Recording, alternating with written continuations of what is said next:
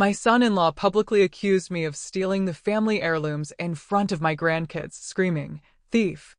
Get out of our home!" My daughter stayed silent, her eyes averting mine. But when I reached into my bag and played the hidden camera footage, their faces turned as white as ghosts. I never thought this would be my life. At 65 years old, a widow from Chesapeake, I found myself buying a hidden camera, not to catch a stray cat, but to catch my own son-in-law. The shame, the anger, the bitter betrayal, it was almost unbearable. Here I was, standing in an electronics store, nodding along as a salesman who looked barely older than my grandson, Liam, rattled off technical terms. "Mrs. Adlington, this model has a motion sensor. The battery will last a week of continuous recording," he chirped, showing me a tiny device the size of a button. "You said you want to keep an eye on your cat when you're away?" Yes, I lied, the word lion rolling off my tongue surprisingly easily. Easier than admitting I suspected my daughter's husband, Dexter, of theft. My Oscar is terribly curious. He gets into everything when I'm not home. The truth was, I didn't even have a cat. All I had was an empty house, too quiet since George died 3 years ago, and a nagging, growing feeling that something was deeply wrong in my daughter Evelyn's life. My house on Oak Street had been our home for 50 years. George bought it right after we married, full of dreams and plans. I remember painting the walls, planting young trees, bringing our newborn Evelyn home. Now the trees were tall, the house worn by time, just like me. And Evelyn lived across town, with a husband I could barely tolerate and 2 wonderful children I saw less and less. That cool April morning, I paid for the camera, tucked the box into my bag, and walked out into the biting wind from the bay. It chilled me to the bone, making me pull my old wool coat tighter around me. My knee ached more than usual, a constant reminder of a fall last winter. I walked slowly, gazing at shop windows, wondering how my life had spiraled into this, spying on my own family. It all started with $200 that vanished from my wallet. I vividly remember putting it there before Christmas, money for my grandchildren's gifts. I wanted them to have cash to choose whatever their little hearts desired. But when it was time to give them, my wallet was empty. I searched everywhere, the guest room, my purse, even my coat pockets. Nothing.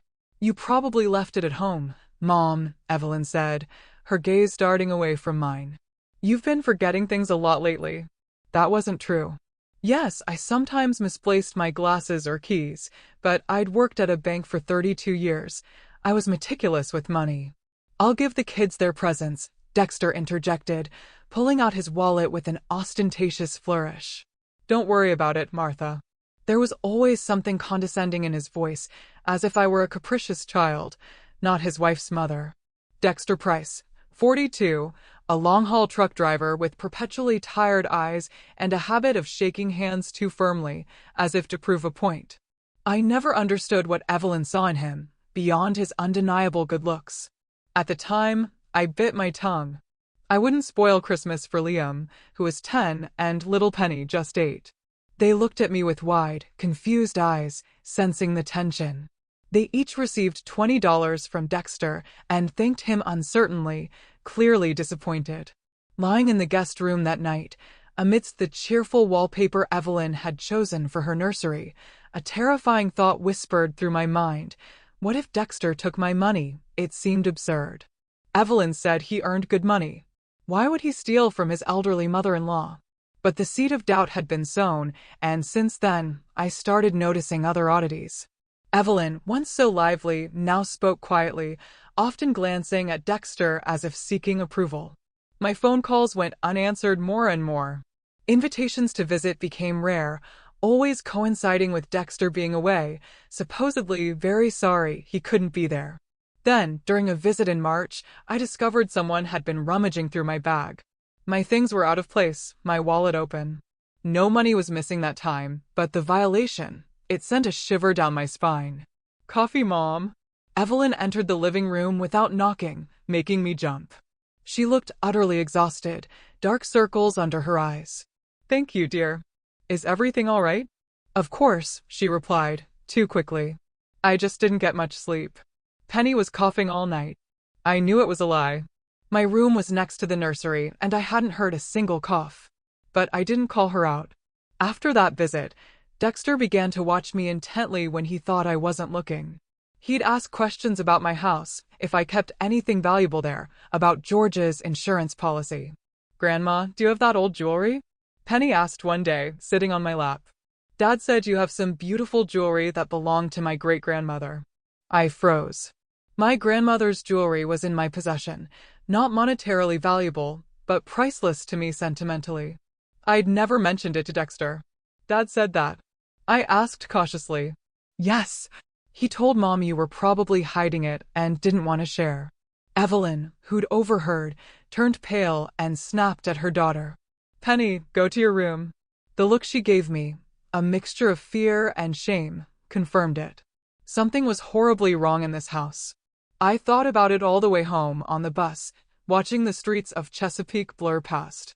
I thought about it opening the door to my empty house, cooking dinner for one. George would have known what to do.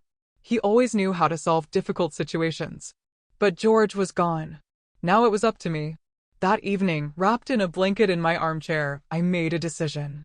The next time my things or money went missing, I would find out who was responsible. And now, this tiny camera was in my bag. I felt ridiculous, like a spy from George's old movies. Embarrassing, yes, but utterly necessary. At home, I pulled out the device and studied the instructions. The letters were too small, so I had to put on my glasses. The technical terms were confusing, but I understood the basics. Motion activated, records to a memory card, viewable on a computer. A computer. That was another hurdle. I had an old laptop Evelyn had given me, mostly for photos and news. Could I even view recordings on it? "You'll figure it out, Martha," I said aloud, startled by how often I talked to myself since George's death. "You're not that old." For the next 2 days, I practiced. I set the camera up in my bedroom, checked the angles, learned to download recordings. Several times, I almost threw it all in the trash out of sheer frustration. But stubbornness had always been my strong suit. By Friday, I felt like an expert, or at least a confident user. Just in time, Evelyn called, inviting me to Sunday lunch. "Dexter will be home," she said quietly. "He wants to talk to you about something important." Her voice sounded strange, but when I asked if everything was okay, she quickly changed the subject. On Sunday morning, I packed a small bag. Evelyn insisted I stay the night. I put a change of clothes, toiletries, medication, and, of course, my camera, carefully hidden in my makeup bag. My daughter's house was in a new Chesapeake neighborhood, a typical suburban cottage with a neat lawn and children's bikes. Just like dozens of others, faceless to my taste. Nothing like our old house on Oak Street, where every crack in the wall held a story. Evelyn opened the door before I could ring. She looked nervous, but tried to smile. "Mom, I'm so glad you're here." Her hug was tight, almost desperate. I smelled her shampoo, the same one she'd used as a teenager. "Is something wrong, dear?" I whispered. "No, of course not," she replied too quickly. "Come in. The kids have been asking for you." Liam and Penny ran out, happy and noisy. Liam, tall for his 10 years, with serious eyes so like George's. Penny, covered in freckles, her 2 pigtails bouncing with every movement. "Grandma, did you bring anything?" Penny blurted out. "Penny," Evelyn scolded. "It's okay," I smiled, pulling 2 small packages from my bag. "Of course I did." A book for Liam, who devoured adventure stories, and a set of colored pencils for Penny, who inherited my love of drawing. "Thank you, Grandma," Liam said ceremoniously, his eyes already lit up at the book. Penny just threw herself into my arms, hugging me tightly. Her small, warm body pressed against mine, and for a moment, everything became simple. For these children, it was worth enduring the tension that now permeated this house. "Kids, go to your rooms." Dexter's low voice boomed from the doorway. "Let Grandma rest from her trip." He leaned against the doorframe, tall, dark hair slightly graying at the temples. He was an attractive man, if not for the cold look he gave me. "Hello, Dexter," I said, straightening up.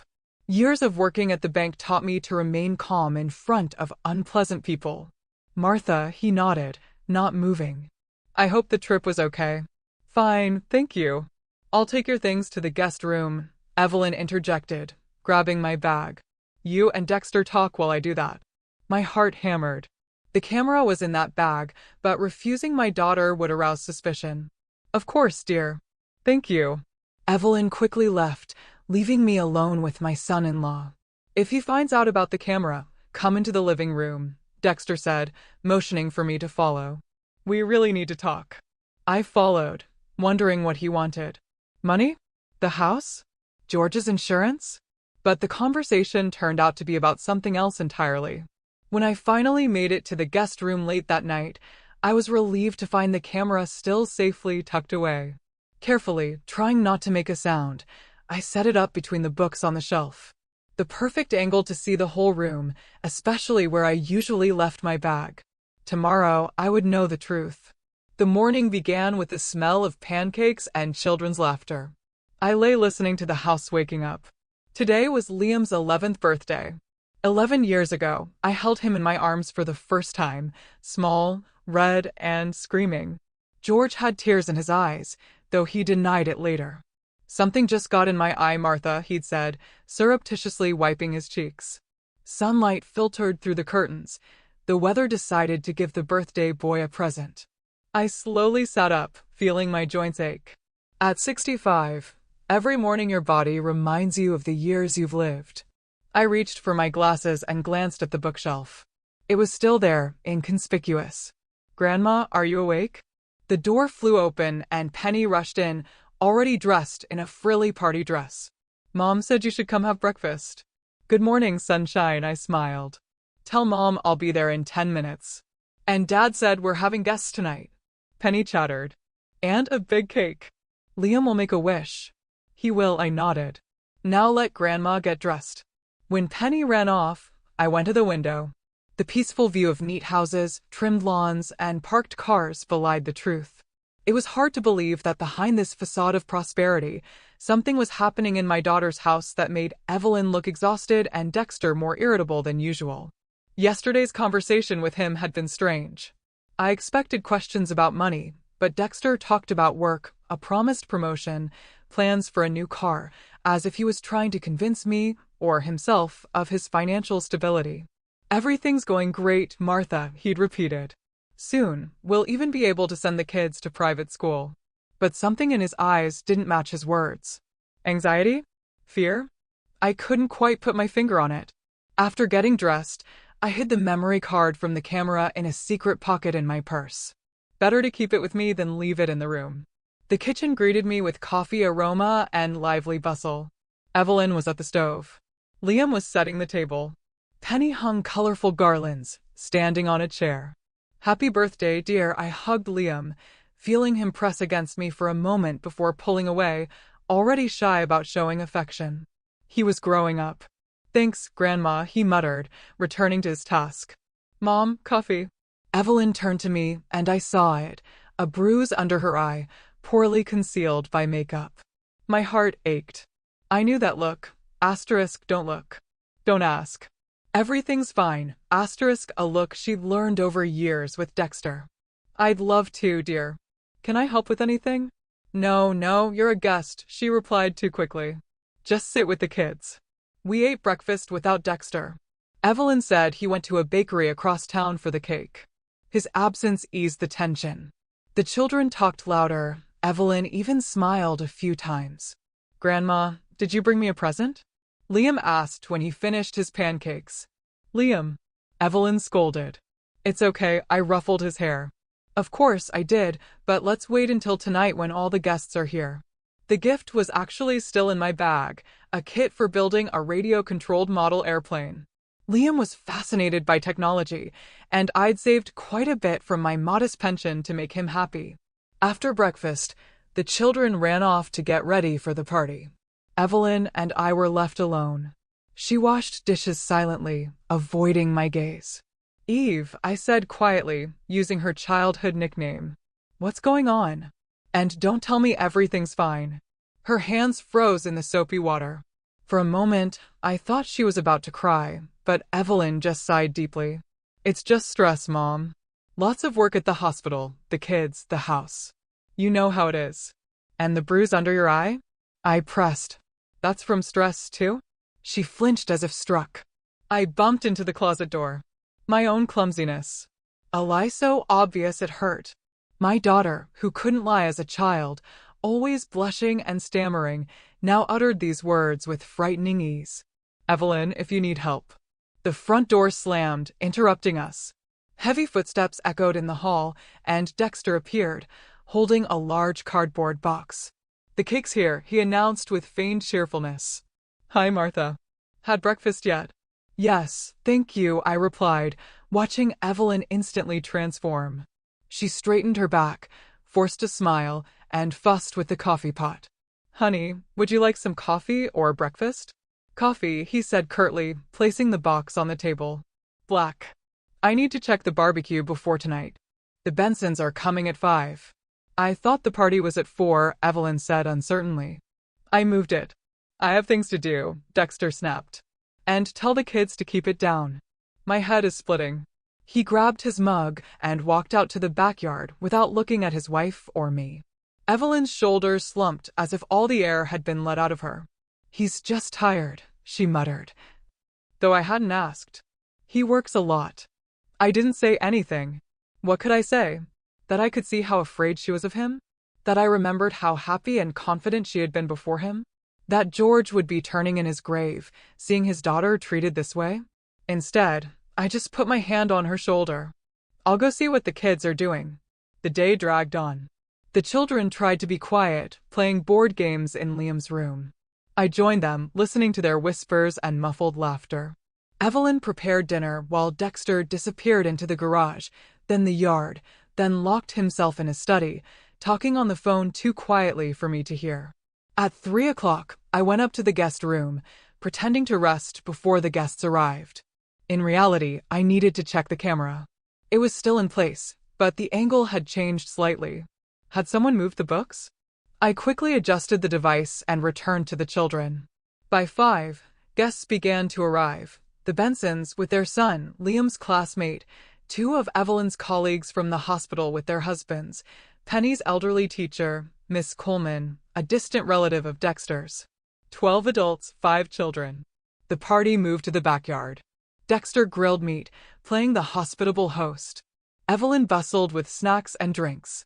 The children played badminton. I sat in a wicker chair, watching this spectacle of happy family life. None of the guests seemed to notice Evelyn's forced smiles, Dexter's sharp movements, or the frightened glances the children cast at their father when he raised his voice. Nice party, isn't it? Miss Coleman, a dry old lady with piercing eyes, sat next to me. Liam has grown so much in the last year. Yes, they're both growing up too fast, I agreed. How are you, Martha? Is it hard being alone after George? The question was direct, not tactless. At her age, she must have been over 70. You don't waste time on social niceties. I'm getting used to it, I replied honestly. One day at a time. I understand, she nodded. My Harold passed away 15 years ago. Sometimes I still talk to him. Can you imagine? I can imagine, I smiled. George is now my chief advisor on all matters. Miss Coleman chuckled, then nodded toward Dexter, who was laughing loudly at someone's joke. And what does George think of your son-in-law? I froze, surprised by her directness. Why do you ask? She shrugged. Just curious. Dexter, he's a complicated man. I've known him since he was a child. His father was the same, charming at first, then controlling. I didn't know how to respond. Miss Coleman seemed to have seen the same thing I had. But before I could gather my thoughts, Dexter himself interrupted us. What are you whispering about, ladies? He asked, approaching with a glass of beer. I hope you're not gossiping about me. What are you talking about, Dexter? Miss Coleman replied calmly. We were discussing the weather. Perfect for a barbecue. Right? He smiled, but his eyes remained cold. Martha, could you help Evelyn in the kitchen? I think she needs some help with the cake. It wasn't a request, it was an order. I slowly got up, my knee aching. Of course. In the kitchen, Evelyn was indeed busy with the cake, a huge chocolate structure with 11 candles. Mom, thanks for coming, she exhaled. I can't find the matches for the candles. Dexter usually keeps them. She fell silent, opening and closing drawers. In the top cabinet, dear, Dexter's voice came from the doorway. With my cigarettes, which you threw away last week. Evelyn flinched. I thought you quit smoking. And I thought we didn't throw away each other's things, he retorted, walking into the kitchen. But I'm not angry, sweetheart. It's a holiday. He put his arms around her shoulders, too tightly, judging by the way she winced. I turned away, pretending to look for cake plates. By the way, Martha, Dexter said to me. I found an old box in the attic. I think it's yours. With jewelry in it. I froze. Asterisk my box? The one with my grandmother's jewelry that I left with Evelyn for safekeeping a few years ago when I was renovating my house? Asterisk, yes, I think it's mine, I replied cautiously. Can I take a look? Of course, he smiled. After the cake. It's in my study. Something in his tone made me wary. It was as if he was testing my reaction, waiting for something. The evening continued. Liam blew out the candles to applause. Dexter gave a touching speech about what a wonderful son Liam was becoming. From the outside, everything looked perfect. A happy family, a loving father. Only I could see how tense Evelyn's shoulders were, how Liam's smile was forced, craving his father's rare approval. When the cake was eaten and the presents opened, I was glad my airplane delighted Liam. Guests began to leave. The children went to their rooms tired. Evelyn started cleaning the kitchen. Come on, Martha. Dexter appeared beside me as I folded leftover napkins. I'll show you that box. I followed him into his study. A small room with a desk, computer, and bookshelves filled with sports trophies and photos of Dexter with business associates. On the desk was my box, a carved wooden box my father had brought back from Europe after the war. It contained inexpensive but memorable jewelry, my grandmother's silver bracelet, my mother's pearl brooch, and a pair of gold earrings George had given me on our first anniversary. I found this the other day when I was looking for some old papers, Dexter said, pushing the box toward me. I thought you might want it. I carefully took the box and immediately noticed the lock was broken. The small silver tongue that used to click shut with a distinctive sound now hung by a single screw. The lock was broken when I found it, Dexter said quickly, watching my reaction. Probably a long time ago. A lie. I remembered clearly that the lock had been intact when I'd given it to Evelyn for safekeeping. And it wasn't just any lock. My father had specially installed a clever mechanism that could only be opened if you knew the secret. With my heart pounding, I opened the lid. The jewelry was there, but something was wrong. I went through them. The bracelet, brooch, earrings, ring. Where was George's wedding ring after he died? I kept it here, on a thin gold chain. Is something wrong? Dexter asked, watching me closely. I slowly looked up. Should I tell him about the missing ring? Accuse him right now? No, not now. Not with Evelyn and the children in the next room. No, everything's fine, I lied. I just haven't seen these things in a long time. Thanks for finding them. He nodded, but I noticed a strange look in his eyes. Disappointment? Relief? You can take it with you, he said casually. It's yours. Yes, of course, I said, clutching the box to my chest. I'll put it in my room. Leaving the study, I stopped in the hallway, trying to calm my breathing. George's ring was gone. A gold ring with our initials and wedding date engraved inside. Not the most expensive, but priceless to me. In the guest room, I carefully examined the box. The lock wasn't just broken. It had been pried open. Clear marks from a screwdriver or a knife scarred the wood. I also noticed no dust inside. Someone had recently wiped the box down on the interior, but not the exterior. I sat on the bed, still holding the box. Questions swirled. Why did Dexter need George's wedding ring? Why that, and not something more valuable? And why return the box now? There was a soft knock at the door. I quickly closed the box and hid it under my pillow. Come in. It was Evelyn, a cup of tea in her hands. I thought you might want some tea before bed, she said, placing the cup on the nightstand. How was your holiday? Wonderful, I replied. Liam was happy. She nodded, but her gaze was distant. Mom, she began, then fell silent, biting her lip. What is it, dear? Nothing, she shook her head. Just thank you for coming. It means a lot to the children. She leaned in to hug me and whispered so softly I could barely hear her, "Be careful with Dexter. He's been out of sorts lately." Before I could respond, she straightened up and headed for the door. "Good night, Mom." "Good night, sweetie." When the door closed, I took the box from under my pillow. In the dim light of the nightstand lamp, the jewelry glimmered faintly, reminding me of the past, of people no longer here, of happy moments that could never be recaptured. The broken lock on my old box, with its family jewelry, spoke louder than words. Something was very wrong in this house, and I had to find out what it was before it was too late. The morning was cloudy. I woke to the muffled rumble of thunder. Outside the guest room window, heavy gray clouds covered the sky. Nature seemed to warn of an approaching storm. The clock showed 7 a.m., but voices already echoed in the house. I slowly sat up, a dull ache in my lower back, a sure sign of rain. The jewelry box still lay on the bedside table. Its broken lock stared at me with silent reproach. Asterisk, why didn't I take it earlier? Why did I entrust it to a man I barely knew? Asterisk, the voices outside grew louder. Dexter's irritated tone. Evelyn's quiet, soothing voice. They were arguing. Then a door slammed, and everything went quiet. I quickly got dressed, trying not to make a sound. A house dress, comfortable flats, minimal makeup. At 65, you don't try to impress anyone, especially not your own family. I combed my graying hair into a simple bun, glancing at my reflection. It felt like only yesterday I was a young woman full of hopes, today a widow whose son-in-law considered her a burden. Picking up the box, I went to the hallway. The aroma of freshly brewed coffee and something sweet wafted from the kitchen. Evelyn was probably making pancakes, as she did every Sunday. "Good morning," I said, entering the kitchen. Evelyn was at the stove. Liam and Penny were already eating breakfast. Dexter was nowhere.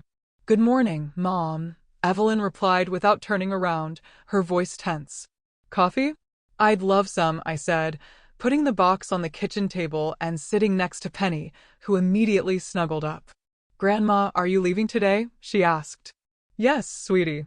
The bus leaves at 2. But that's not for a while," the girl said happily. "We'll have time to play." Liam chewed silently, avoiding my gaze. Something was wrong. Usually so talkative, he seemed withdrawn, almost frightened. "What's wrong, Liam?" I asked, reaching across to touch his hand. "Didn't get enough sleep?" He flinched and pulled his hand away. "Everything's fine," he muttered, not looking up. Evelyn placed coffee and pancakes in front of me. Her hands were shaking. "Kids," she said in an unnaturally cheerful tone. "When you're done, go to your rooms, okay? Your dad needs to talk to your grandmother." My stomach clenched. "Talk about what? The box? The missing ring?" "I'm almost done," Liam said hurriedly, finishing his juice. "Let's go, Penny." "But I'm not finished," Penny protested. "Let's go," he insisted, grabbing her hand. "I'll let you play with my new toy." The offer worked. Penny, forgetting her half-eaten pancake, jumped off her chair and followed her brother. At the door, she turned and waved. "See you soon, Grandma." When the children left, I turned to Evelyn. "What's going on?" She sat opposite me, still avoiding my gaze. "Dexter," she began, but fell silent, hearing heavy footsteps. A moment later, he entered, tall, broad-shouldered, with a stony expression. He held something wrapped in a handkerchief. "Good morning, Martha," he said with a fake smile. "Did you sleep well?" "Fine, thank you," I tried to sound calm, though my heart pounded. "You wanted to talk to me?" "Yes." He sat at the head of the table, placing the bundle in front of him. "About your jewelry box." I nodded, waiting. Evelyn froze, pale as a sheet. "When was the last time you opened it?" Dexter asked. "Last night." "When you gave it to me." I hesitated. Should I tell him about the missing ring now? And everything was there. Not quite, I decided to be honest. "George's wedding ring is missing. I kept it on a chain." Dexter nodded as if he expected that answer. "You know, Martha, I've been noticing some strange things lately." He spoke slowly, drawing out his words. "Things going missing. First, small things. Money from my wallet. Then Evelyn's watch. Then her mother's earrings. Dexter. Evelyn interrupted quietly. Maybe you shouldn't. Shut up, he snapped. She cringed. I'm going to take care of this once and for all. He turned to me, and I saw cold fury in his eyes. And yesterday, I decided to check your jewelry box, Martha. And do you know what I found there? He unfolded the handkerchief. A gold ring with a small diamond flashed on the table. My mother's engagement ring, which disappeared a month ago.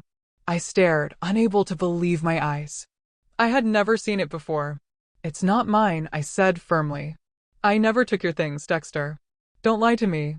He slammed his fist on the table, making the cups jump. It was in your jewelry box. You took it when you stayed with us last month. That's not true. I tried to remain calm, trembling inside. I'm not a thief, Dexter. And you know that. I know, he smiled bitterly.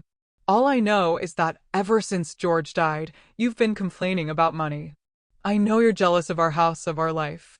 I know you don't approve of me as your daughter's husband, and this is your way of getting back at us, by stealing our things. Evelyn sobbed quietly, covering her face.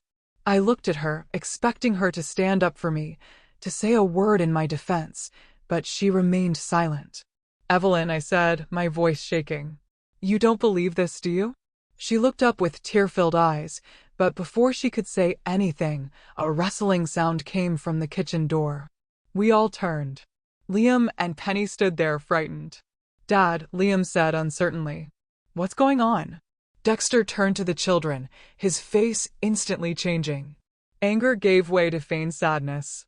Kids, I'm very sorry, but I have something to tell you, he said, motioning them closer. Remember Grandma Price's ring that went missing? I found it at your Grandma Martha's house. Penny looked at me in confusion. Grandma took someone else's ring? No, I exclaimed. Never, Dexter. Don't get the kids involved in this. But he didn't seem to hear me. Yes, Penny. Grandma Martha took things that didn't belong to her, he said gently, as if explaining a difficult concept. Sometimes adults do bad things when they don't have enough money. That's a lie. I jumped up from my chair, blood rushing to my face. I've never taken anything that didn't belong to me. Dexter, stop this right now. See, he said to the children, ignoring me. That's why I didn't want her to come so often. I knew something was wrong. Liam looked at me with horror and disbelief. Penny started to cry. But Grandma can't be a thief, she whispered through her tears. She's nice. Sometimes people aren't who they seem, sweetie. Dexter patted her head. I'm so sorry. I felt the ground slip away beneath my feet. My own brother-in-law was accusing me of theft in front of my grandchildren, and my daughter stood by silently, allowing it to happen. Evelyn. I turned to her, my voice shaking. Tell them the truth. You've known me all my life. You know I would never. Mom, she finally said, her voice barely audible. Just admit it, please. It'll be easier for everyone. I froze, unable to believe my ears. My own daughter, flesh of my flesh, was betraying me. Agreeing with false accusations, depriving me of the last thing I had left, my grandchildren's respect. I will not confess to something I did not do, I said, tears welling in my throat. Never. Dexter shook his head, feigning regret. Then I'm very sorry, Martha, but I have to ask you to leave right now. I can't allow you to stay in my house around my children. But Dad, Liam began. Grandma's bus is at 2. It doesn't matter. Dexter cut him off. She'll find somewhere to go, won't you, Martha? I looked at them all, at Dexter, triumphant, at Evelyn, broken, at the frightened children. Something inside me died.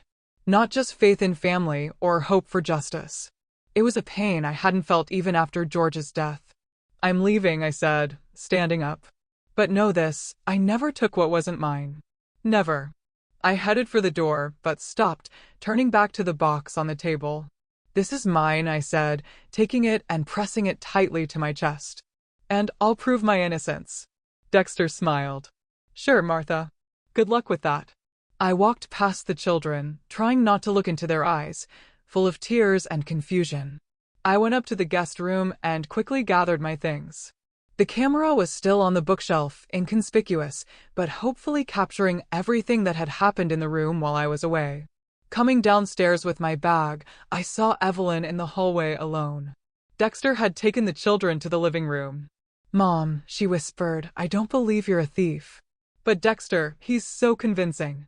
"And they really did find the ring in your jewelry box, which someone broke into," I said, looking her straight in the eye. "You know the lock was broken. You know I would never take something that didn't belong to me."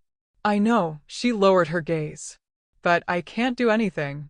He controls you," I finished for her. "And you let him. You let him destroy our family. Humiliate me in front of my grandchildren." "How can you, Evelyn?" Tears rolled down her cheeks. "You don't understand, Mom. You don't know what it's like." "I do," I said, suddenly feeling so tired that even my anger receded. "I know more than you think. And I'll help you, even if you didn't help me." I opened the front door. It had already started raining. A light, cold rain that penetrated to the bone. Perfect weather for the hardest day of my life. "Goodbye, Evelyn." "Mom, wait." She grabbed my arm. "Where are you going?" "It's raining, and the bus won't be here for hours." "I'll find somewhere to go," I repeated Dexter's words with bitter irony. "Don't worry about me. Worry about your children, who are growing up watching their father mistreat their mother and humiliate their grandmother." I stepped out into the rain without looking back.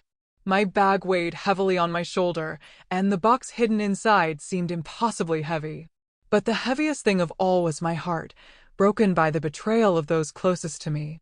The streets of Chesapeake were almost empty that Sunday morning. A few passers-by hurried for shelter, paying no attention to the elderly woman wandering along the sidewalk. I walked without looking where I was going, just trying to get as far away from my daughter's house as possible. 2 blocks away, I found a small cafe, open despite the early hour. The bell jingled as I entered, and an elderly waitress looked up. "Terrible weather, isn't it?" she said cheerfully. "Please have a seat wherever you like." I chose a table by the window, watching the rain turn the street into a blurry gray canvas. Like my life. Yesterday, it was bright and full of meaning. Today, colorless and shapeless. "Coffee?" the waitress asked, notepad in hand. "Yes, please," I said, not even looking at the menu. "Can I use your phone?" "Of course, dear." She nodded toward the wall phone. "Is everything all right?" I tried to smile, but it didn't quite work. "Just a little family problem. Nothing serious." She nodded understandingly and walked away. I took a worn notebook from my bag, where I kept important numbers. Among them was Vernon Carlson, my neighbor, a former police officer who sometimes gave me rides from the supermarket and helped with repairs. Maybe he could meet me at the bus station. Or, if I was lucky, pick me up here. That would be better than sitting in a cafe until 2, then an hour on a bus, wet and humiliated. I went to the phone and dialed. After the third ring, a familiar, gruff voice answered, Carlson speaking. "Vernon, this is Martha Adlington." I tried to speak evenly, but my voice trembled. "Your neighbor from Oak Street." "Martha?" His voice sounded surprised. "What happened? Are you all right?" "Not really," I sighed deeply. "I'm in Chesapeake at my daughter's. Well, not at my daughter's anymore. I need to get home, but the bus doesn't leave until 2. I thought maybe you could." "Give me your address," he interrupted without hesitation. "I'll come over." Tears of gratitude welled up. "Jenny's Cafe, on the corner of Maple and 5th. But I don't want to trouble you. Maybe you could just meet me at the bus station." "I'll be there in 40 minutes, he said firmly. "Don't go anywhere." Returning to my table, I wrapped my hands around the hot coffee cup, trying to warm myself. My wet clothes clung to me. My gray hair had escaped its bun, hanging in damp strands. I must have looked like a city lunatic. What would George say? He'd probably scold Dexter first, then Evelyn, then hug me and say, "Martha, old girl, don't let them get you down. You're stronger than you think." I took out my wallet to pay for the coffee and felt for the memory card from the camera. A small piece of plastic that might contain the proof of my innocence. I had to watch the recording as soon as possible. The rain hammered harder on the windows. I sat staring out, feeling utterly crushed. My son-in-law had accused me of stealing in front of my grandchildren. My daughter hadn't stood up for me. And now I was sitting in a strange cafe, wet and alone, waiting for a stranger who had shown me more kindness than my own family. In my pocket, a memory card. My only hope. but now it seemed so distant and unreal. All I felt was the pain of betrayal and the cold of that rainy April morning penetrating to the core of my being. Vernon Coulson arrived exactly 40 minutes later. I saw his old blue Ford pull up and felt such relief I almost cried. He came in, shaking rain from his worn leather jacket, and spotted me right away. Tall, stooped, with a thick gray mustache and piercing blue eyes. A typical retired police officer, still observant. "Martha," he said, approaching my table, giving me a quick, appraising look. "You're soaked to the skin." "I wasn't in the rain long," I replied, standing up. "Thank you for coming, Vernon. I don't know what I would have done." "Don't mention it," he waved it off. "I was going into town for a new garden hose anyway. Are you ready?" I nodded and took out my wallet. "I already paid," Vernon said. "Let's go." The car is warm. The car was warm. I buckled my seatbelt, put my bag on my lap, and finally allowed myself to relax a little.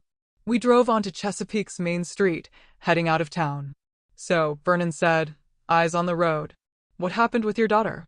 I took a deep breath. Where to start? How could I explain this ugly situation without making Evelyn look bad? "I've been accused of theft," I finally said. "Dexter, my son-in-law. He said I stole his mother's jewelry." Vernon grunted but said nothing, waiting. He made a scene in front of the children.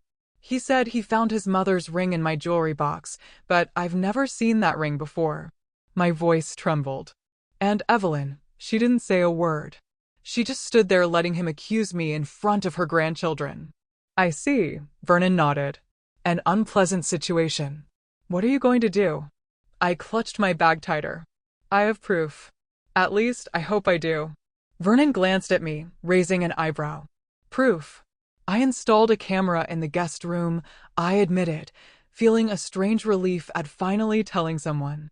"A small, inconspicuous one. It records to a memory card. I suspected something was wrong in the house when money went missing from my wallet last time." Vernon smiled slightly under his mustache. "Not bad for a beginner detective. What's on the recording?" "I don't know," I shook my head. "I haven't looked yet. I need a computer." "I have a laptop at home," he said. "You can use it." We drove the rest of the way in silence. I looked at the Chesapeake suburbs rushing by, gradually giving way to rural landscapes, and thought about how quickly things that had taken years to build could be destroyed. Trust. Respect. It all seemed so fragile now. Our neighborhood greeted us with the same rain, though not as heavy. Vernon stopped in front of his house, a neat, one-story building across the street from mine. "Come on," he said, turning off the engine. "Have some hot tea, dry your clothes, and then we'll watch your recording." I followed him down the wet driveway to the porch. Inside, Vernon's house was just as I imagined, simple, functional, a little old-fashioned. Sturdy furniture, not new. On the walls, photos of Vernon in his police uniform, with colleagues, one with a woman, probably his late wife. "The bathroom is over there," he said, pointing. "You'll find a towel. I'll put the kettle on." 15 minutes later, changed into dry clothes from my bag and hair-dried, I sat at Vernon's kitchen table with a cup of hot tea. He sat opposite me, his open laptop between us. "Now, let's see what you've got there," he said. I took the memory card from my purse and handed it to him, my hands shaking with excitement. Asterisk, what if the camera hadn't worked? What if Dexter found it and deleted the recording? What if I really looked like a paranoid old woman spying on her own family? Asterisk. Vernon inserted the card and clicked the mouse. "There are several files here," he said. "They're dated." "Which one do we need?" "Yesterday's, I think," I replied. "I set up the camera on Saturday evening." He nodded and opened the file. The screen went blank, then an image of Evelyn's guest room appeared. The quality wasn't perfect, but clear enough. I saw the bed, nightstand, part of the wardrobe, and the door. No sound. I'd forgotten to activate that feature. "We'll have to fast forward," Vernon said. "There are several hours of footage here." He sped up the playback. Frames of an empty room flashed by. Sometimes I appeared, combing my hair, reading a book, getting ready for bed. "Stop," Vernon said suddenly, slowing the playback. "Someone's coming in." I leaned forward, peering at the screen. Dexter entered the room. He looked around, listened, then quickly walked to my bag by the bed. He began rummaging through it, looking increasingly annoyed. Then he stopped, as if he heard something, and quickly left. That was yesterday afternoon, I said, when I was with the kids. Vernon fast-forwarded. Dexter reappeared, but this time it was nighttime, judging by the darkness outside and the nightlight. I should have been asleep. He looked around again, then walked to the nightstand where my jewelry box was. He picked it up, examined the lock, then took something from his pocket, a screwdriver or a knife, and started picking at the lock. Everything inside me went cold. This was it. The proof. Dexter was breaking into my jewelry box. On the recording, he finally opened the box, quickly rummaged through the contents, then took a small object from his pocket, a ring, and placed it among my jewelry. Then he closed the box, put it back, and left. "Oh my God," I whispered. He put the ring in my jewelry box. "Looks like it," Vernon nodded. "Let's watch some more." The next interesting moment came early in the morning. Dexter entered the room again, but this time he wasn't alone. Evelyn was with him. They stood at the door, arguing, judging by their gestures. Evelyn shook her head, tried to leave, but Dexter grabbed her arm and said something, leaning close to her face. She cringed, nodded, and they both left. "Too bad there's no sound," Vernon said. "But it's clear enough as it is. He's intimidating your daughter." I nodded silently, tears welling up. Poor Evelyn. I should have realized sooner what was going on in her home. Wait. Vernon paused the recording again. He's back. Sure enough, a few minutes later, Dexter entered, this time with a phone in his hand. He sat on the edge of my bed and started talking, frequently glancing at the door. At one point, he stood and paced, gesturing wildly. The conversation was clearly unpleasant. Dexter's face was contorted with anger. He slammed his fist into his palm several times. "It's a shame we don't know who he's talking to," I said. "Yes, hard to tell without sound," Vernon agreed.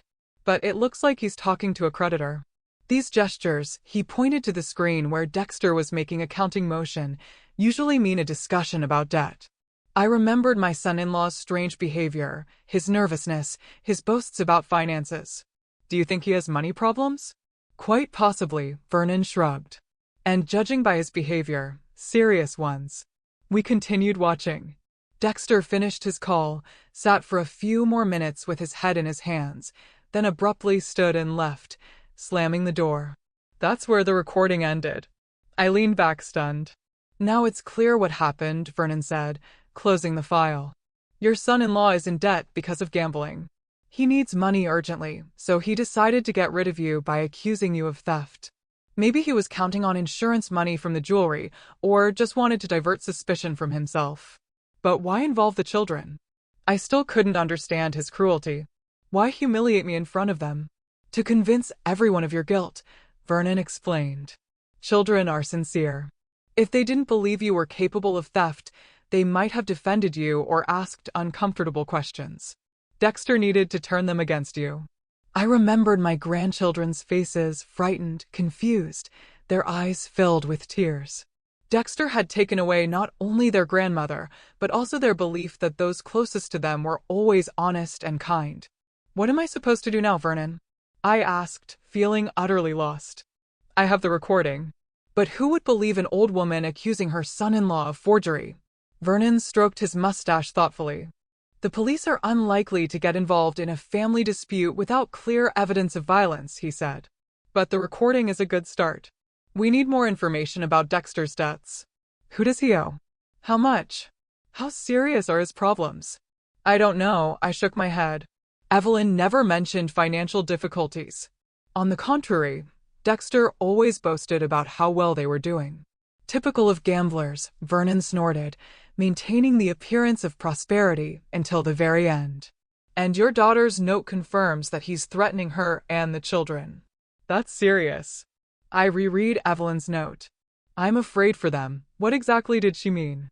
Physical violence, or the threat of taking away her parental rights? In any case, my daughter and grandchildren were in danger, and I was sitting here, helpless and confused. "We have to go back," I said firmly. "Show Evelyn the note." Convince her to leave Dexter and take the children with her. Vernon shook his head. Not so fast, Martha. If Dexter really owes dangerous people a lot of money, a direct confrontation could be dangerous. We need a plan. What plan? I was starting to lose my patience. Every hour my grandchildren spend with that man could be dangerous for them. I understand your concern, Vernon said gently. But let's think rationally. If we just barge in there with accusations, Dexter will deny everything. He'll say the recording is fake, that you made it all up out of revenge. And Evelyn, I'm afraid she might not support you publicly if she's afraid for the children. I had to admit he was right. Evelyn had already shown that her fear of her husband was stronger than her love and respect for her mother. We couldn't count on her suddenly finding the strength to stand up to him. What do you suggest? I asked, trying to calm down. Vernon stood and paced, clearly thinking. First, we need to make a copy of this recording, he said. Just in case. Second, find out more about Dexter's financial situation. I have a friend in the police who can discreetly find out if your son-in-law has any connections to underground gambling establishments. And in the meantime, Evelyn and the children are staying with him, I remarked bitterly. Yes, but we'll move quickly, Vernon assured me. And one more thing, you need to contact Evelyn. Let her know that you have evidence of his innocence and that you're willing to help. How? I spread my hands. Dexter probably controls all her communications. Phone, mail. There are ways, Vernon said thoughtfully. For example, through her work. She still works at Chesapeake Hospital, right? I nodded. She's a nurse in the pediatric ward, 3 days a week, Monday, Wednesday, Friday. Great, Vernon smiled. So, she'll be there tomorrow. We could go and meet her during her lunch break somewhere public where Dexter can't interfere. The plan was starting to take shape, and I felt hope returning. Maybe all was not lost. Maybe I could regain my grandchildren's trust and help my daughter get out of this terrible situation. Thank you, Vernon, I said sincerely. I don't know what I would do without you. He waved his hand dismissively. It's nothing. Neighbors should help each other. Besides, he added with a slight smile, I worked in the police for 30 years. Sometimes I miss investigating. I smiled back for the first time in this long, difficult day. Then let's make a plan. What do we need to do before tomorrow? Vernon returned to the table and opened a new file on his laptop. First, copy the recording and save it somewhere safe. Second, I'll call my friend at the police department and discreetly ask about Dexter. Third, we need to prepare for the conversation with Evelyn. Decide exactly what we're going to tell her and how we're going to convince her to act. I nodded, mentally adding another item to the list. Prepare for the meeting with the grandchildren. I had to find a way to explain what had happened without completely destroying their image of their family and their trust. We spent several hours working out a plan. Vernon was methodical and thorough, as befits a former police officer. He considered all possible scenarios, calculated the risks, and suggested alternative solutions. I listened, asked questions, and sometimes argued. But overall, I trusted his experience. By evening, we had a clear plan of action for the next few days. The first step was to meet with Evelyn at the hospital. Then, depending on her reaction, we would either help her and the children escape from Dexter or gather more evidence of his machinations and go to the police. We need to be prepared for the possibility that Evelyn may not want our help, Vernon warned. Victims of domestic violence often defend their abusers, especially when there are children involved. I know, I sighed. But I have proof. She has to believe me. Let's hope so. He nodded. Now you need to rest. It's been a tough day. I suddenly felt exhausted, both physically and emotionally. The events of the day weighed heavily on me. All I wanted was to lie down and forget everything. But thoughts of my grandchildren, still with Dexter, wouldn't leave me alone. I'll walk you home, Vernon said, noticing my condition. The rain has almost stopped. Thank you. But I live across the street. I smiled weakly. I'll be fine. Still, he insisted. Take my umbrella just in case. We stepped out onto the porch. It was getting dark. The rain had indeed almost stopped, only a few drops falling here and there. The air was fresh, smelling of wet earth and blossoming leaves. Spring was coming after all, despite everything. We crossed the street in silence. My house looked quiet and dark, as if waiting for its mistress to return. I took out my keys, but before opening the door, I turned to Vernon. Thank you for everything. I don't know how to express my gratitude. He looked slightly embarrassed, shifting from one foot to the other. Don't thank me, Martha. Just get some rest. Tomorrow is an important day. I nodded, suddenly feeling a lump in my throat. It was strange how a stranger had shown more concern and understanding than my own family. Although, perhaps Vernon wasn't such a stranger anymore. We had been neighbors for over 10 years, exchanging pleasantries and occasionally helping each other with small things. But it was only today that I truly appreciated his presence in my life. See you tomorrow, I said, opening the door. See you tomorrow, he nodded. Call me if you need anything anytime. As I entered the house, I immediately smelled something familiar. Old wood, books, lavender I had placed in the closets. Everything here was familiar, safe, and yet, for the first time in many years, the house seemed too empty, too quiet. I walked into the living room without turning on the lights. I sat in the armchair by the window, the one George used to love for reading the evening paper. Now I needed his advice and support more than ever. What would you do, George? I whispered into the emptiness. How would you protect Evelyn and the children? Of course, there was no answer, only the ticking of the old clock and the patter of rain outside. But for some reason, I was sure George would have approved of our plan. He had always been for decisive action, especially when it came to family. I took the jewelry box from my bag and opened it.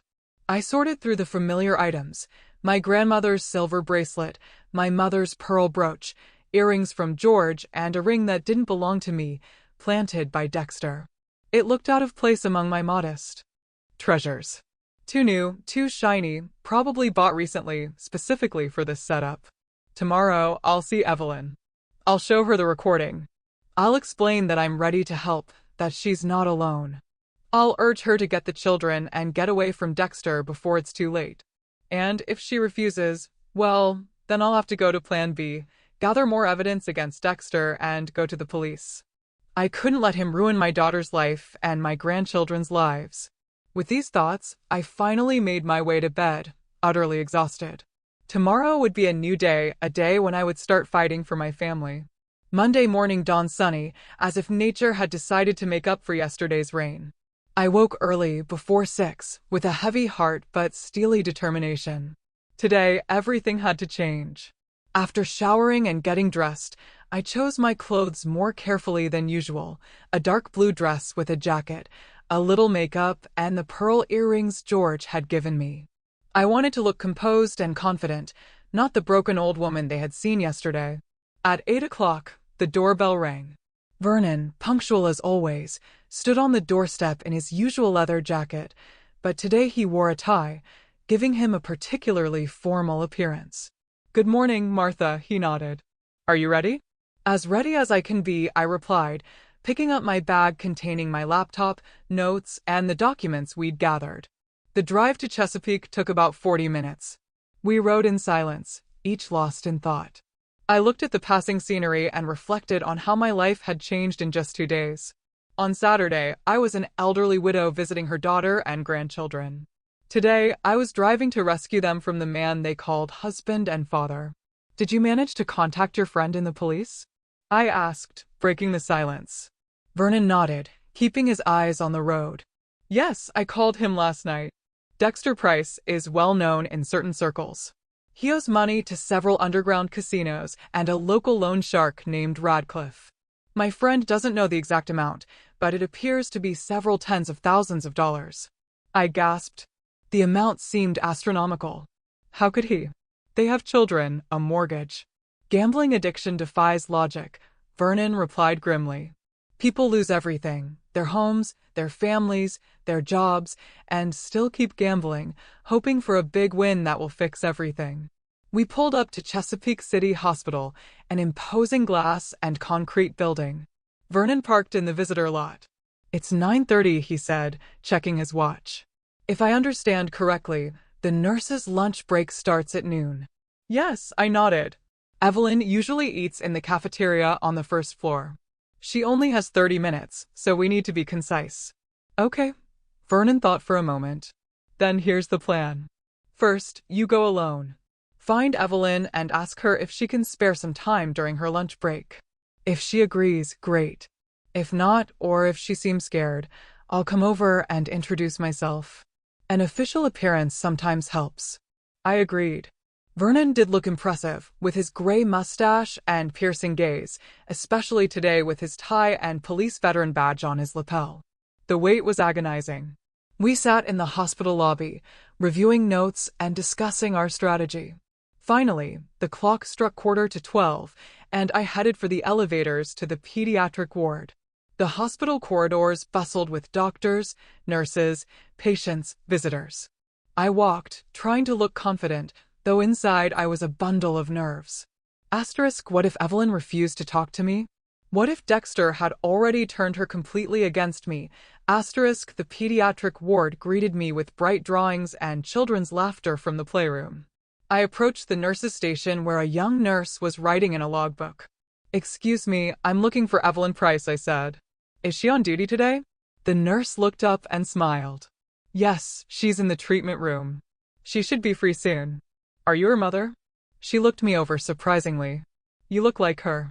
"Yes," I said, feeling a strange pride. Despite everything, Evelyn was still my daughter, my flesh and blood. "I'll wait for her here if I may." "Of course," the nurse nodded. "Have a seat. Or should I call her if it's urgent?" No, I'll wait," I replied hastily. The last thing I needed was to draw attention. I sat on one of the plastic chairs and prepared to wait. 10 minutes later, the door to the treatment room opened. Evelyn emerged, holding the hand of a little boy with a bandage on his elbow. She led him to his room, saying something affectionate, then turned and froze when she saw me. Her face paled, her eyes widened in surprise. And fear? She quickly looked around, as if checking if anyone was following her, then walked quickly over to me. "Mom," she whispered. "What are you doing here?" I stood up, feeling my knees tremble. "We need to talk, Eve. It's important." She looked around again, nervously tucking a strand of hair behind her ear, a gesture I remembered from her childhood. "I can't, Dexter. Dexter isn't here," I said firmly. "And we're going to talk about him, about what he did." Evelyn bit her lip, clearly struggling. "I have lunch in 15 minutes, she finally said. "Meet me in the cafeteria on the first floor, the table in the far corner by the window." "Okay," I nodded. "And Eve, I have a friend with me, a former police officer. He wants to help." She flinched but nodded. "Okay, just be careful. Dexter sometimes shows up unannounced." When I went down to the cafeteria, Vernon was already sitting at a table in the corner, 2 cups of coffee in front of him. "She's coming," I said, sitting across from him. "In 15 minutes. Vernon nodded, no surprise. "Okay, what does she look like?" "Scared," I replied honestly. "And she seems afraid that Dexter might show up here. Is that possible?" "She said he sometimes comes by unannounced." Vernon frowned. "Then we need to be ready to act fast. Did you bring your laptop?" I nodded, patting my bag. "And all the documents, too." Exactly 15 minutes later, Evelyn entered the cafeteria. She had changed out of her uniform into jeans and a sweater, her hair in a ponytail. She looked tired and tense. When she saw us, she froze for a moment, then walked decisively toward our table. "Hi, Mom," she said quietly, sitting next to me. Then she turned to Vernon. "You must be the friend Mom was talking about." "Vernon Coulson," he said, extending his hand. "Nice to meet you, although the circumstances aren't the most pleasant." Evelyn shook his hand cautiously, then turned to me. "I only have 25 minutes. What's going on, Mom?" I took a deep breath, gathering my thoughts. "Evelyn, I know the truth about Dexter. About his debts, about the ring he planted, about everything." Her eyes widened, and she turned even paler. "What are you talking about?" "I have proof," I interrupted, opening my bag and taking out my laptop. I set up a camera in the guest room, and it recorded Dexter putting the ring in my jewelry box. Evelyn stared at me as if she couldn't believe her ears. "You? What?" "See for yourself," I said, opening my laptop and playing the recording. "Right here. See? He comes into the room at night, picks the lock on the box, and puts the ring inside. Evelyn stared at the screen, unable to look away, her hands on the table, clenched into fists so tightly her knuckles turned white. And here, I continued, switching to another clip. He's talking on the phone. Judging by the tone, it's with a creditor. Vernon thinks it's about gambling debts. Radcliffe, Evelyn whispered, eyes glued to the screen. His name is Radcliffe. He lends money at exorbitant interest rates. And if he doesn't pay him back on time? She fell silent, covering her face with her hands. I put my hand on her shoulder, feeling her tremble.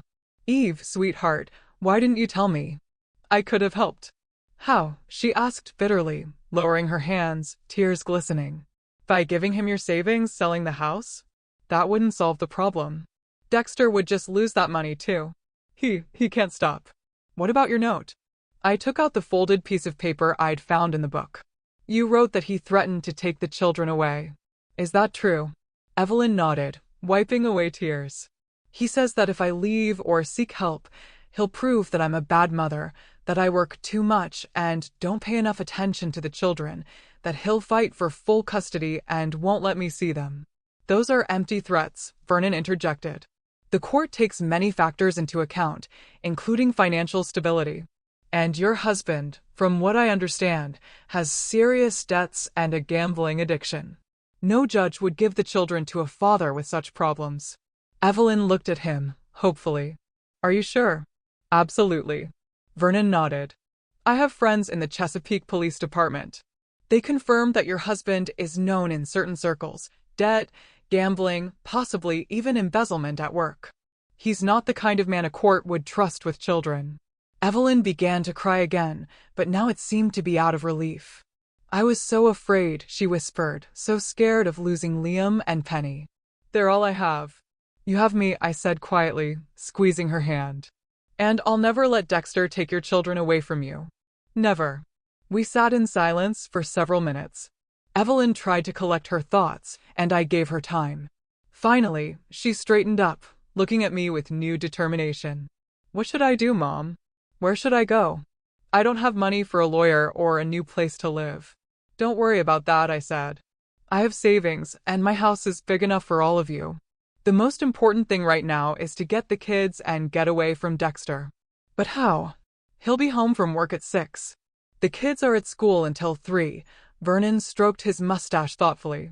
Here's the plan. You finish work at 4, Evelyn replied. Excellent. At 3, Martha and I will pick up the children from school. Then we'll go to your house and gather the most essential things.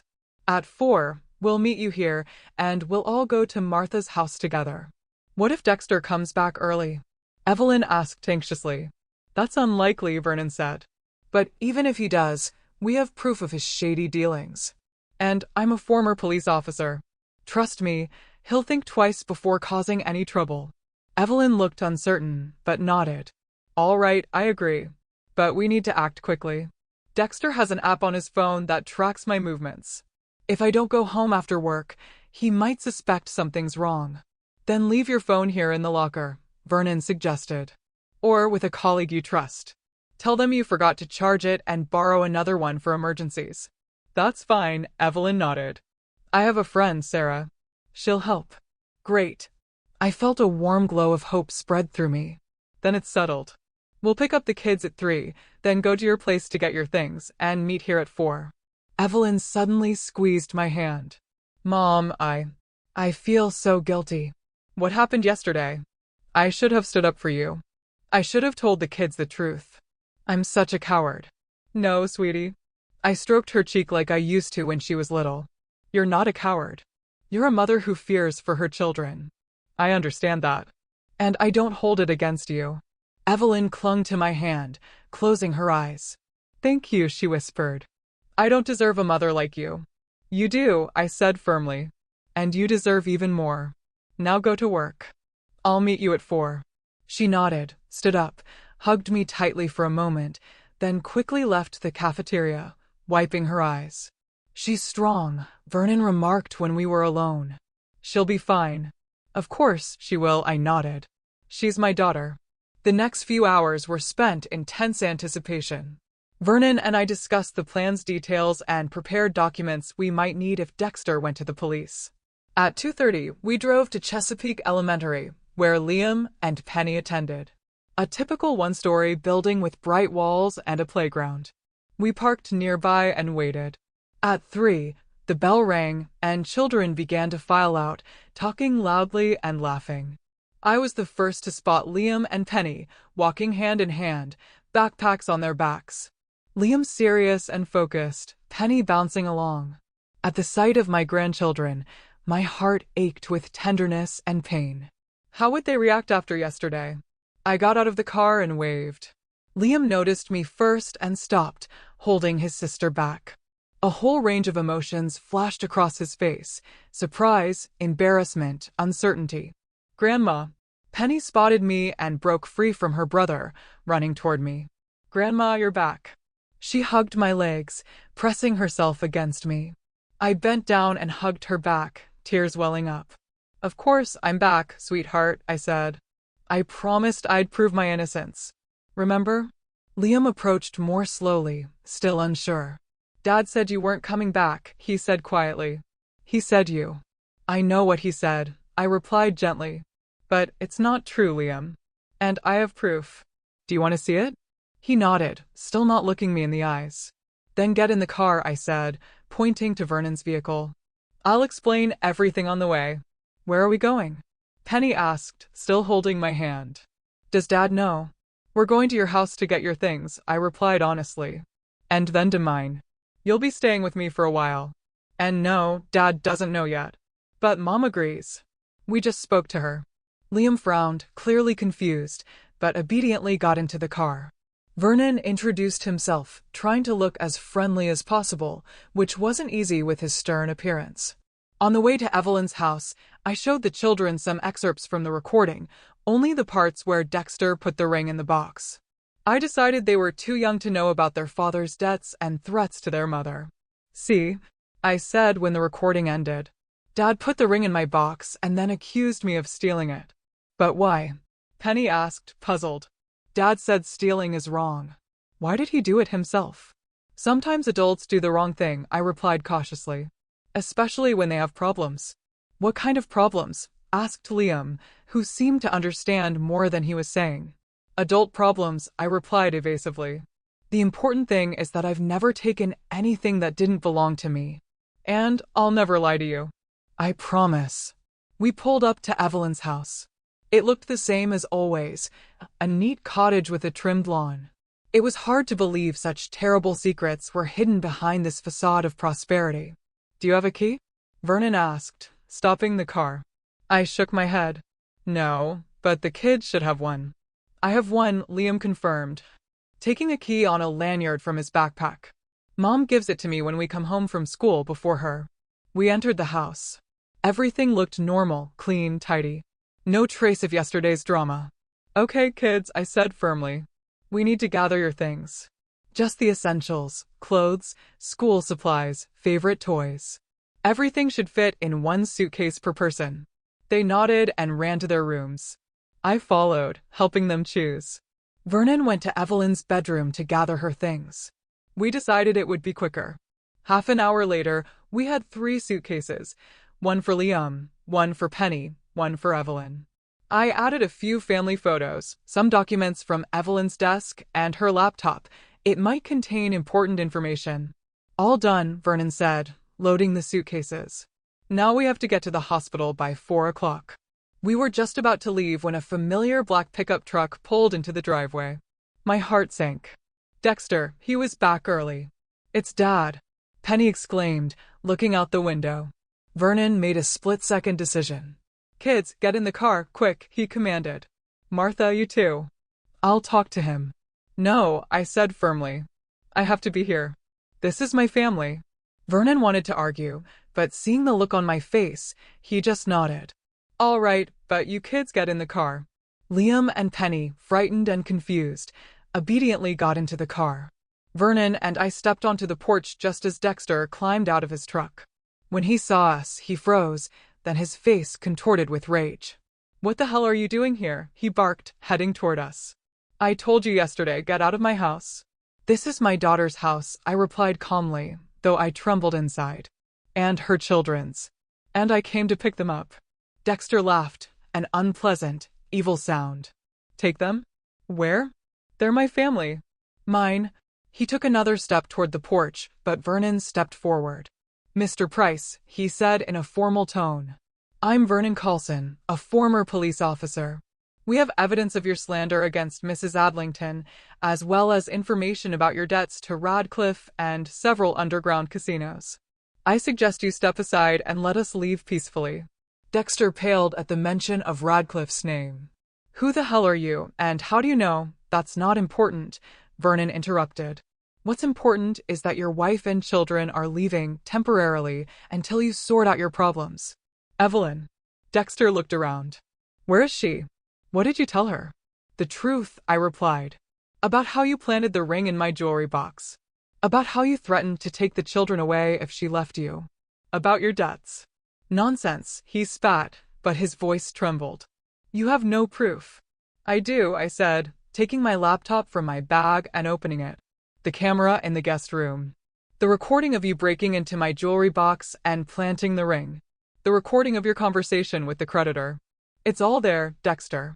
He stared at the screen, his face reflecting defeat. Anger gave way to fear, then despair. You don't understand, he said in a different tone. These people, they're not kidding. If I don't get the money back. That's your problem, Mr. Price, Vernon said. But blackmailing your mother-in-law and threatening your wife is not the answer. Now we're leaving, and I advise you not to try to stop us.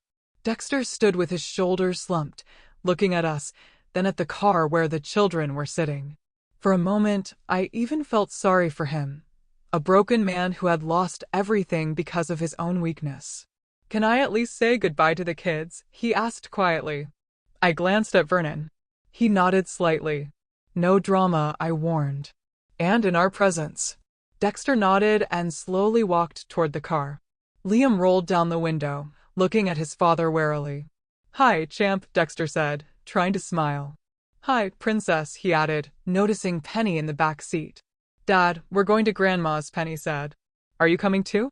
Dexter shook his head, swallowing hard. No, sweetheart. Daddy has to take care of some things. But I'll come see you soon, okay? You promise? She asked hopefully. I promise, he said, looking over at Liam, who was silent. Take care of your sister, okay, champ? Liam nodded slowly, still not saying a word. It was clear how hard it was for him to realize his father had lied, betrayed his grandmother, and now they were leaving him. We have to go, I said, approaching the car. Evelyn is waiting for us at the hospital. Dexter stepped back, allowing me to get into the car. Vernon got into the driver's seat and started the engine. Don't try to follow us or threaten us, he warned Dexter through the rolled-down window. My friend in the police has a copy of all the evidence. One phone call, and you'll have problems worse than your debts. Dexter nodded silently, his hands in his pockets. As we drove away, I saw him in the rearview mirror, standing on the driveway, watching us go, a lonely figure against the house he might soon lose. The children were silent on the way to the hospital, each lost in their own thoughts. Penny pressed herself against me, resting her head on my shoulder. Liam sat upright, staring out the window with a blank expression. Everything will be okay, I said quietly, hugging my granddaughter. I promise. We arrived at the hospital at exactly 4 o'clock.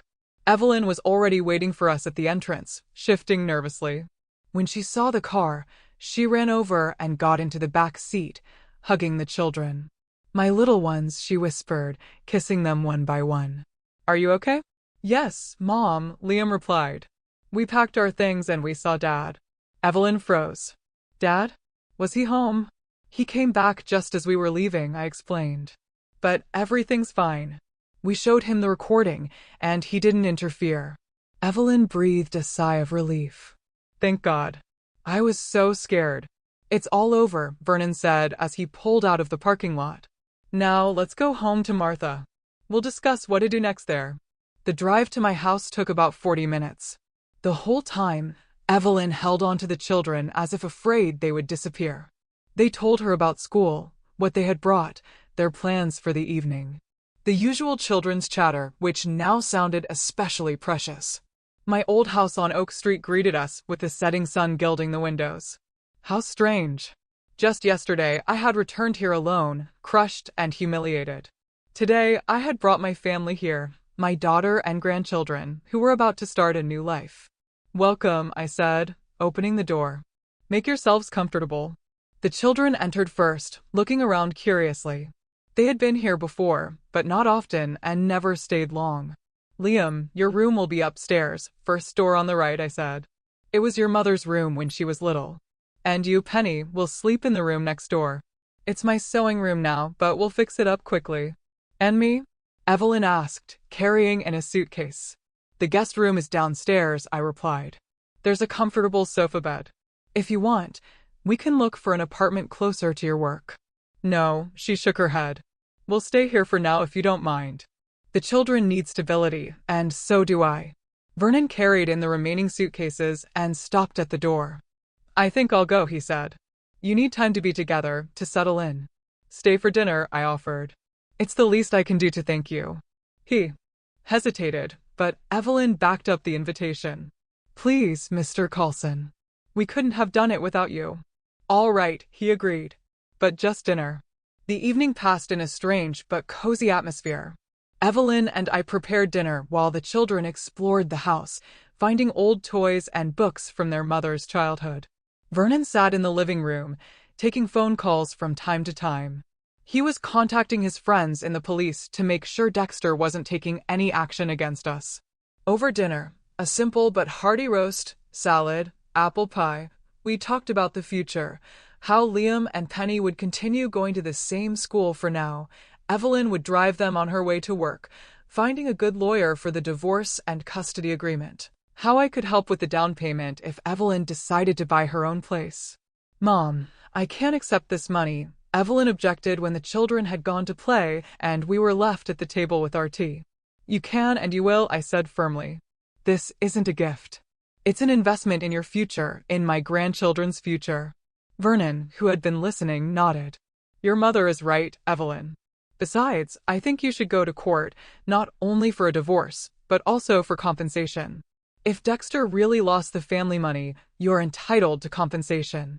I'm afraid there's nothing to compensate, she said with a bitter smile. All our savings are long gone. The house is mortgaged and remortgaged. Even my salary, part of it went to pay off debts.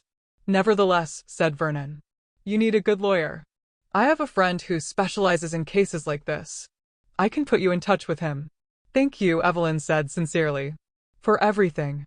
I don't know how we'll manage. She was interrupted by the doorbell. We all froze, looking at each other. Who could be coming at this hour? I'll get it, Vernon said, getting up. You stay here. He went into the hallway. Evelyn and I listened intently. Muffled voices, then footsteps returning. It's Officer Dixon, Vernon said, entering with a young policeman from the Chesapeake Department. He has news about Dexter. Officer Dixon, a blond man in his 30s, nodded to us. Mrs. Price, he said to Evelyn, I need to inform you that your husband, Dexter Price, was arrested an hour ago for assaulting a creditor named Howard Radcliffe. Mr. Radcliffe is in the hospital with a concussion and a broken jaw. Your husband is at the station, charged with aggravated assault. Evelyn turned pale, pressing her hand to her mouth. My God, she whispered. He's completely lost his mind. We also found an unregistered firearm in his pickup truck, Officer Dixon continued. So, there will be more charges. Given the severity of the crime and his previous convictions for fighting, he will most likely receive a significant sentence. Previous convictions? I asked, looking at Evelyn. Did you know? She shook her head. No, he never. God, how could I have been so blind? Officer Dixon continued. Mr. Price asked us to tell you that he won't be seeking custody of the children and agrees to a divorce on your terms. He also asked us to apologize to you, Mrs. Adlington. He turned to me. For the false accusations. I nodded, not knowing what to say. It was a strange feeling to receive an apology through a police officer from a man who had publicly humiliated me in front of my grandchildren just yesterday. What happens next? Evelyn asked in a trembling voice. Court, Officer Dixon replied. You will be called as a witness. The children will probably be questioned too, but in a sensitive manner with a psychologist present. Mr. Price is facing 5 to 10 years, considering all the circumstances. After the officer left, we sat in silence for a long time. Evelyn cried quietly, as if mourning not only her broken marriage, but all the years she had spent in fear and deception. I have to tell the children, she finally said. They have a right to know. Not today, I said gently. Give them time to settle in here. Tomorrow or the day after will be enough time for difficult conversations. Vernon nodded in agreement. Your mother is right. Right now, the children need peace and a sense of security. Everything else can wait. Evelyn wiped away her tears and nodded. You're right. First, we need to get settled. Start a new life. And we'll manage, I said, taking her hand.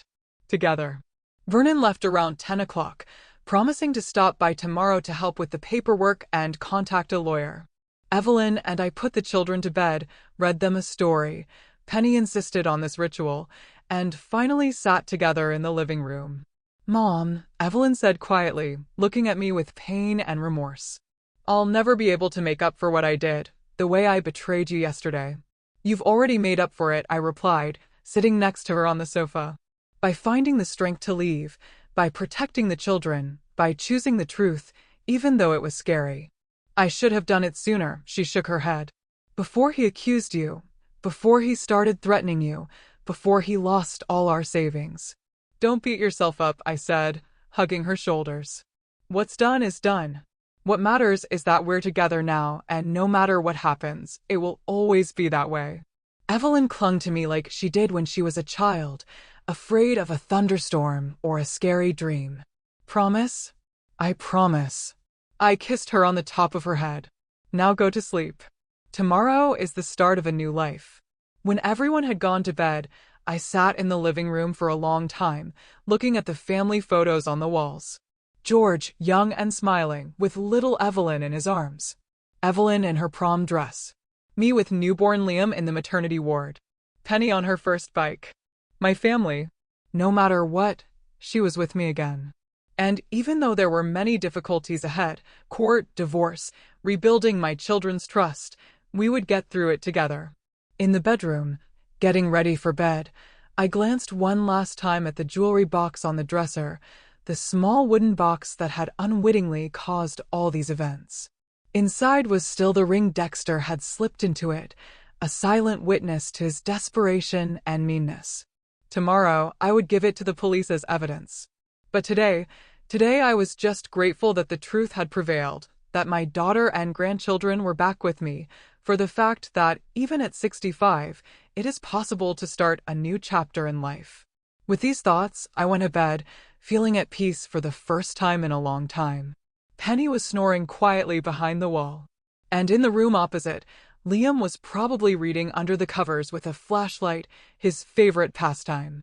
Downstairs, Evelyn was probably still crying, mourning the past, but already looking to the future with hope. My family. My fortress. Whatever happens next, we've already survived the worst, and we've become stronger. Call to action. What would you have done in my shoes? How do you rebuild trust after such a betrayal? Tell me in the comments below. And if you found strength in this story, please hit the like button and subscribe for more. Thank you for listening.